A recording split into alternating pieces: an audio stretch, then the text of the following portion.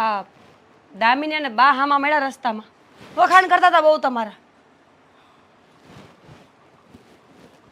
હું કહેતા હતા લે, તમને નથી ખબર કે તમે હું સારા કામ કર્યા છે?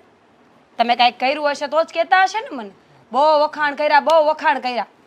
આવા વખાણ તો મેં કોઈ દી સાંભળ્યા જ નહોતા તમારા. બોલો. જો હું આ વાત ઘણા સમયથી તને કહેવા માંગતો હતો, પણ કે મને ઘણા સમયથી તમારી નજર ખરાબ હતી દામિની વાવ ઉપર, એમ જ ને? એવી વાત જ નથી. તો આ હંધી વાતને ફેરવી નાખી છે. ખાલી નામ મારું જોડી દીધું. આ શું થયું છે હું તને કહું. હો વાતની એક જ વાત. અટાણ લગી વાત કરવી હતી તો કરી કેમ નહીં? તમે એટલા દૂધના ધોયેલા હોય તો વહેલું કહી દેવું જોઈએ ને મને બધુંય. પણ નહીં, અટાણ લગી તમારી જીભ ક્યાંય ન ખુલી. મને ખબર જ હતી કે તું એ મારા પર ભરોસો નહીં કરી, અને કોણ કરે એ જ વાતની બીક હતી મને. એટલા માટે જ ક્યારે વાત ન કરી શક્યો.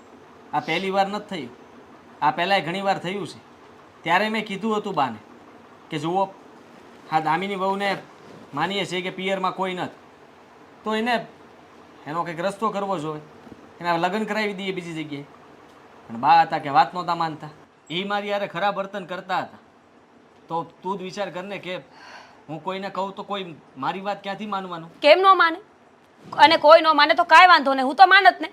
ઈ સ્ત્રી ચરિત્ર બતાવતી હોય તો તમને ખબર ન પડે કે વાત કરાય ઘરમાં? એમ જોવા દી, જે હોય ને એ સાચું કહી દો.